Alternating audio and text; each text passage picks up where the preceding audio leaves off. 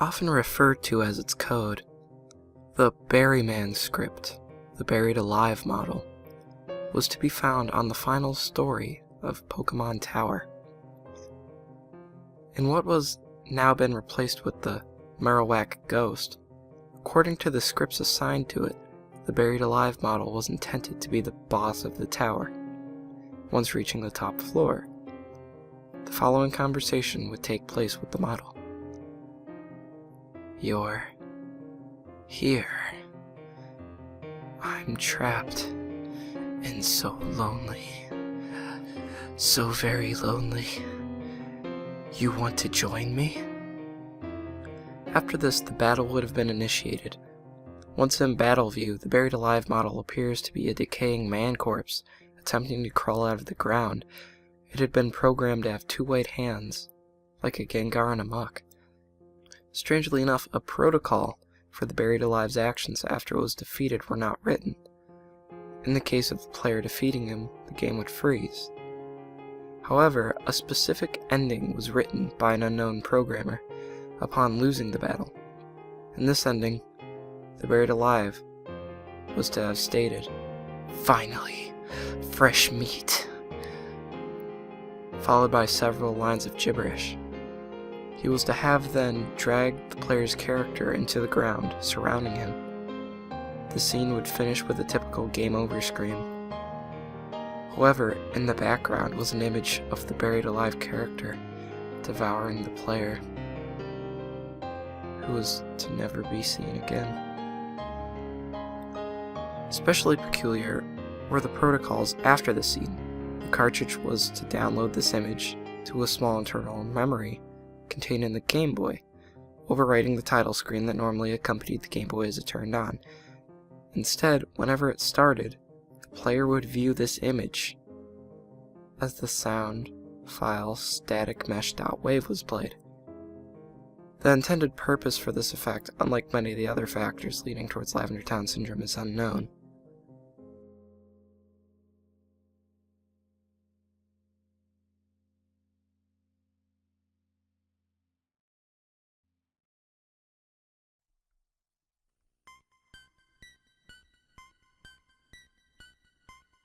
Don't even think of surfing near Cinnabar. Don't even think. I know you won't heed my word, for the mystery still thrives beneath of what lies there in the depths of the sea. But if you do find what I mentioned, don't go to Lavender Town again. Do you think I'm joking? Grab a chair and cuff your hand against the table in disbelief if you wish. But nevertheless, listen. My words will speak for you. I was the happiest child on planet Earth. I just received a game of the newest phenomena, Pokemon. Pokemon Red, to be exact.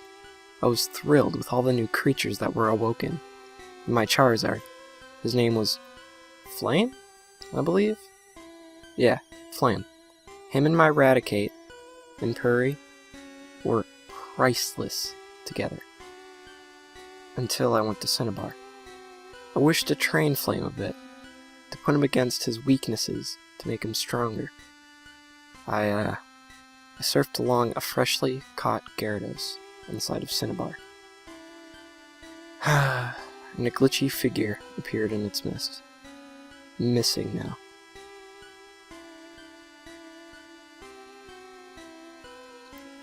I fled as quick as I could. As a matter of fact, I was terrified. Little things set me off. I decided to fly to Lavender Town. The calming music there might help my broken nerves. No. Once I arrived, the music played.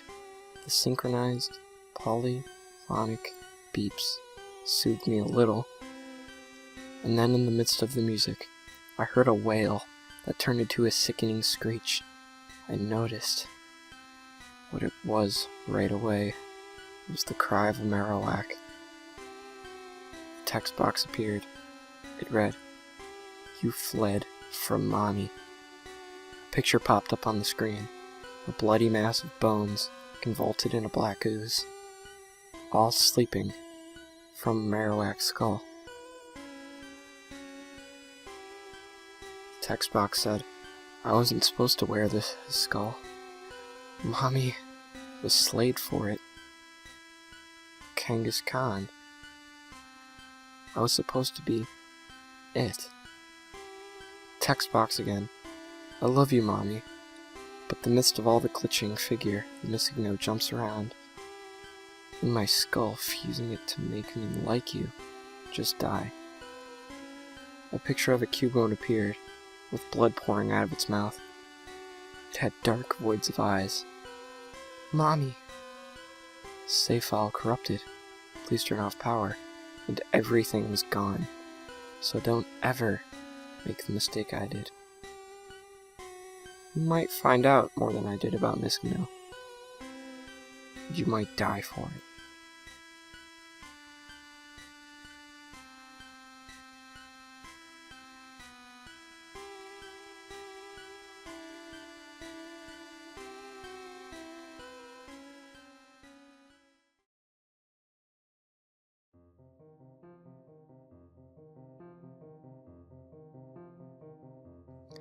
Did you ever think of what was actually the bulb for Bulbasaur?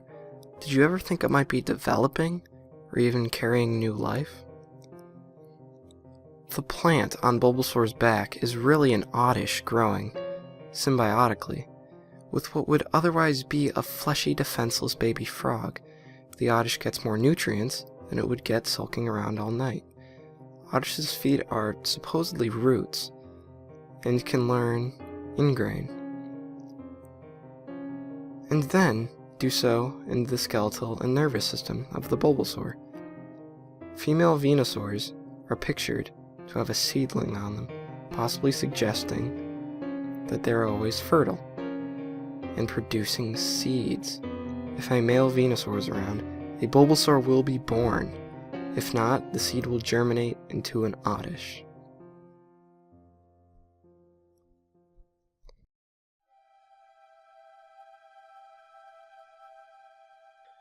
Pardon me, sir. How much do you want for this? It's free. Take it. What? Are you sure? I can pay you I said you can take it. Now get out of here.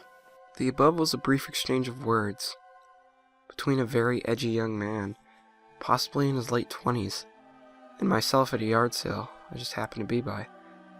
I always find the most interesting things at yard sales and flea markets. I'm normally there for books, but I'll occasionally happen across something else that I find that's worth my time. I didn't find any books. The entire sale seemed to be comprised of children's toys and clothes for both little boys and little girls, as well as some items I'd expect a young married woman to use. Silken night clothes, stacks of cheesy romance novels, that I had no interest in them. I can't read pure romance. I need something like murder or mystery to make it interesting. There was jewelry as well, several other cases of makeup, most of which appeared to be half used. I found the used makeup to be in bad taste. If you no longer had a use for it, throw it away. Don't try to peddle what's touched your face to other people. It's disgusting. I kept these thoughts to myself, however, as the man running the small junk sale seemed to be far from the table. As I was about to leave, I saw something blue peeking out from underneath the small, gray bunny plush. Caught my eye. Colors always catch my attention, especially blue, so I lifted the plush to examine it. To my surprise, it was a Pokemon Blue game. Not that I had been looking for one, but I felt like experiencing a little nostalgia. Even though the first generation of games wasn't my favorite, it reflects back on a much simpler time in my life. The cartridge had the word Tears written neatly in black across the image of the Blastoise. I assumed it was a nickname of some sort. Perhaps the previous owner of the game cried a lot? I don't know. It was within a bunch of other child things. Perhaps they were just young enough to be labeled as a crybaby. By others, Tears was a nicer game. I'm not sure. Anyway, I got the game for free. but I left $1 on the table just so I'd feel better for taking it. When I got home, I inserted the game to my SP and turned it on. The sound at the start screen was greatly distorted. It sort of fluctuated from being several tones lower than normal to being nothing, more than a low rumble. It was unsettling to say the least. Naturally, I assumed the game was faulty, but I thought I'd play through until something froze up on me. The previous owner, this Tears person, still had a game file, as would be expected with a used game, but no information about playtime. The character name or anything else at the store was displayed, and that option was highlighted. Curious, I chose the previously started game to see where they were. A child was bound to have an interesting game with creative names. Insight to innocent mindset that was slowly becoming rare, with each passing year. Upon choosing the previously saved game, I was met with a black screen and silence. I felt disappointed. The game seemed to have already messed up on me. I was just about to turn it off when a dialogue box popped up. It began to read, but the text was moving painstakingly slow. I've been robbed of everything. My title as champion. My grandfather's respect. Even my own Pokemon are dead because of you. I won't stand for this. I will come to find you. I was confused. Who was speaking? Who were they speaking to? My heart rate had picked up out of what I assumed was fear. It had been a while, but I knew this wasn't normal. But curiosity continued to keep me locked to the game, so... As the black screen faded away, the music belonging to the inside of the Pokemon Tower began playing perfectly. The sound obviously wasn't broken as it appeared to be at the beginning. The scene revealed, when the black faded, was that of the appropriate, or the Pokemon Tower. The not-so-familiar sprite of your in-game rival Blue was standing in front of the many graves inside the tower. He stayed there for several minutes. The disturbing music continued to play. Throughout his silence, before he finally said something. This ends today. For both of us. With that, he left the tower. My screen followed him. As he stood outside the tower, the music did not change to Lavender Town. Rather, the haunting tune from inside the graveyard continued to play through a loop. As much as I wanted to turn down the music, I couldn't bring myself to do so. I couldn't move the character after that. I couldn't tell if it was another assumed glitch of the clearly hacked game, or if it was just a hesitation on the character's part. After another minute, he finally spoke again. Fly. Even though there was no voice connected to the character in this game, with the speed in which the text moved, there was an almost obvious feel of depression about him. I opened the start menu and checked Blue's party.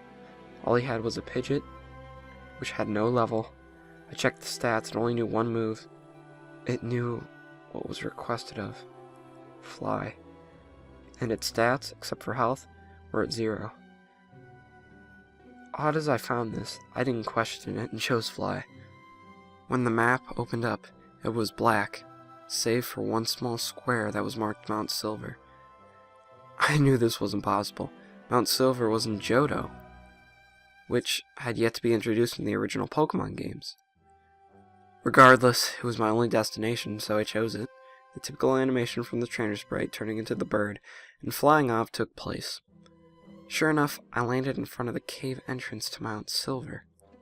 Rather than having the sprite shift back to Blue sprite, his image moved to the left of Pidgeot's sprite. They faced each other for a minute, before a sound much like that entering and exiting a room played, but a much higher tone. It sounded as if something had broken. When Blue spoke again. Fly away. You're free. I began to assume the noise was the sound of a Pokeball breaking. The Pidgeot cried out once before doing as its former master commanded to fly away. After his final Pokemon flew away, the haunting music continuing to play, he faced the entrance. I'm coming for you. I know I had the impression that this was a mission of revenge. And with the way that he was speaking, it was revenge of the darkest sort. It dawned on me to check the items he had on him. I don't know why this thought crossed my mind, but given the ongoing circumstances, I felt there would be something there, and there was. There was only one item in the list. Knife. An item that certainly wasn't programmed into the game under normal circumstances. Anytime I picked the option to use it, just to see what I did, Blue said. Not yet. After that, I wasn't able to control the character anymore. It was as if he wanted me to get him there and see a single item. Just get the gist of what he may be planning. But that was it. The rest was all his own. Blue stepped into the cave. As he trekked through the stone maze of the cave, he'd never encountered any Pokemon, but I could faintly hear distorted cries mixed with the music. I'm not sure, but I believe they could feel the negative emotions coming off Blue, and they cried out in concern. Finally, he reached the chamber that harbored Red in the Gold and Silver games.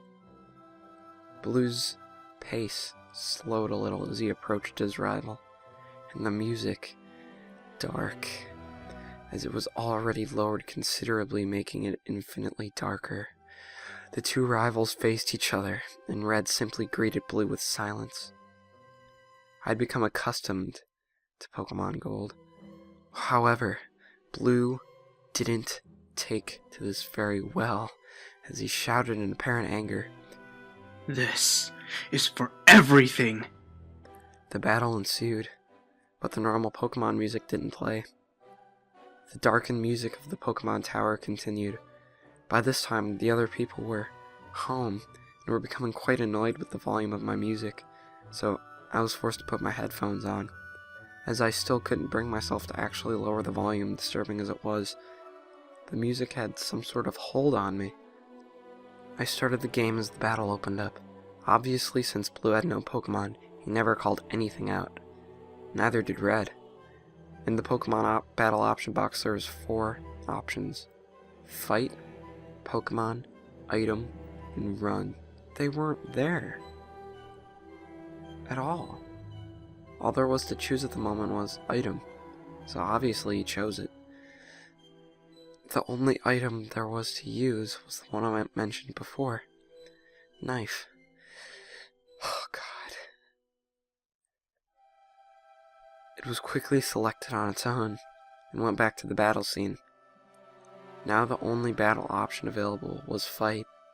In the fight menu, Blue only had one attack in his disposal. Murder.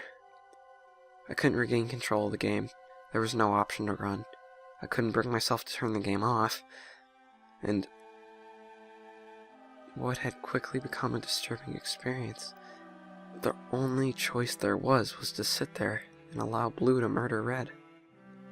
And a typical attack animation. Just like a tackle, played out. Only instead of a single strike, Blue attacked repeatedly. The dark music in the background began to pick up. Its pace became more and more high-pitched. It was painful to listen, as it reverberated through my headphones, but I never removed them. Red's sprite flickered in and out as he took damage, and his health dwindled down to 0. A gurgled screeching noise broke through the noise in the music, replacing it only briefly, as Red's sprite faded into something that looked more like a decaying body before fading away completely within the screech. My heart pounding as I was beginning to get a throbbing headache, and yet my eyes remained glued to the screen as the remainder of the screen played out.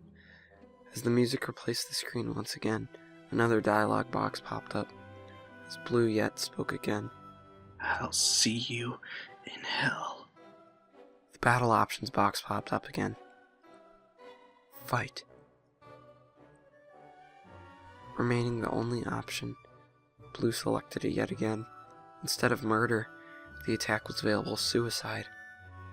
There was a moment of hesitation, but Blue finally attacked himself with less fury than he did Red, as his own health fell to 0.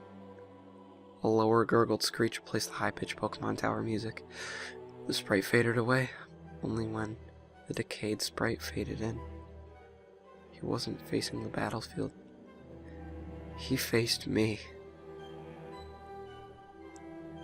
His screech continued on, growing in volume to the point where the pain caused equaled a migraine, and yet I still kept my headphones in. My eyes locked onto the dead hollow eyes of Blue as he continued to scream. Before the screen began to flicker, it was slow at first, but it quickly picked up to a rapid strobe effect. The scream grew in volume and pitch one more time before the screen simply went black. I held my breath.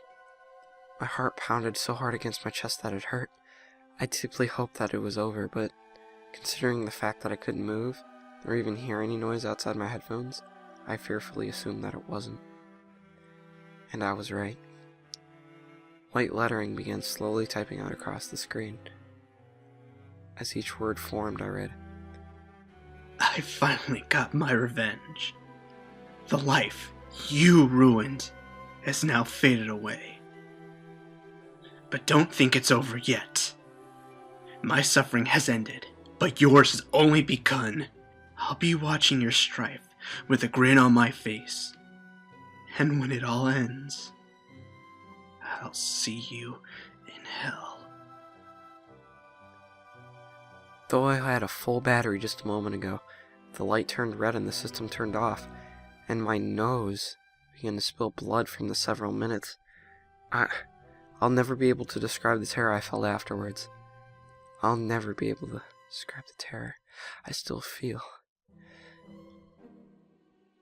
You see, the very next day on the news, they announced that the very same man I purchased the game from, I won't release his name, he had called the police saying that he had killed his wife 3 days prior and buried her in the backyard. When they reached his house, they had found him by the phone, dead.